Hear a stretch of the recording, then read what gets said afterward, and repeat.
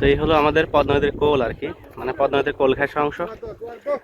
তো এইদিকে মানে দুই দিকেই পাট ধর ধুম চলতেছে আর কি, যদিও সিজন প্রায় শেষের দিকে। তো এখানে হলো আমাদের সোহেল ভাই, হাসান ভাই, তারপরে আরিফ কাকা, ওনারা পাট ধরছে আর কি। তো বিভিন্ন এলাকায় দেখা যায় যে মহিলা মানুষও পাট ধরে, মানে ডাঙায় তুলে, কিন্তু আমাদের এলাকায় সাধারণত মহিলা মানুষের পাট ধরার প্রচলনটা নাই আর কি। এখানে পুরুষ মানুষের পাট ধরে, এবং পাট ধরার পরে এই পাটকাঠিগুলো আসলে মানে এভাবে সুন্দর থাকে আর কি, মানে আস্ত থাকে। তো একটা পাট ধরাটা আমি একটু ক্লোজ করে আপনাদেরকে দেখাবো, মানে আমাদের এলাকার পদ্ধতিটা আপনাদেরকে একটু দেখাবো কীভাবে পাটটাকে ধোয়া হয় এই অঞ্চলে।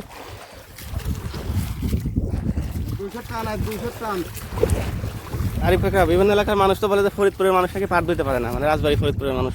আমার সাথে পাট দিয়ে পারবি না রাজবাড়ির লোক, তাই পাট দিয়ে পারে নাকি? দিনে কয়টা ধুইতে পারেন এরকম? 200 250। এই যে আকিদুল ভাইও দেখি খুব মানে ব্যস্ত ধুচ্ছে, মানে খুবই চালু। হ্যাঁ, এইটা কোন টান? এই যে আকিদুল যে টানে টানতেছে, সোজা টান না?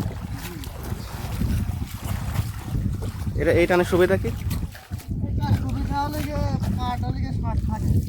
মানে সিট থাকে তাই তো?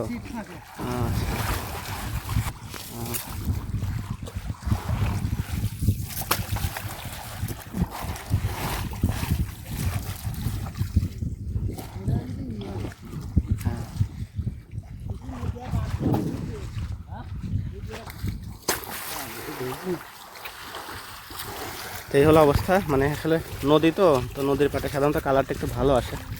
মানে আমাদের এলাকার কৃষকেরা সাধারণত নদীতেই জাগ দেওয়ার চেষ্টা করে। পুকুরে সাধারণত এখন মানে জাগ দেওয়ার প্রবণতাটা উঠে গেছে আর কি। এই পাটের দামটাও ভালো থাকে, প্লাস পাটের কালারও সোনালি থাকে, মানে সোনালি আঁশ যেটাকে বলা হয়, প্রকৃত সোনালি আঁশ। এই হলো অবস্থা। তো ভিডিওটা একসাথে আপনাদের দেখানোর চেষ্টা করছি, তো কতটুকু বুঝতে পারছেন আসলে বুঝতে পারতেছি না। তো যাই হোক, আমাদের অঞ্চলের কৃষকদের আর কি মানে কালচারটা আপনাদের সামনে তুলে ধরার চেষ্টা করলাম। ভিডিওটা ভালো লাগলে একটা লাইক দিবেন, চ্যানেলটি ফলো করে রাখবেন।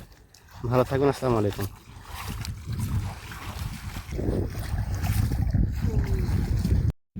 বললাম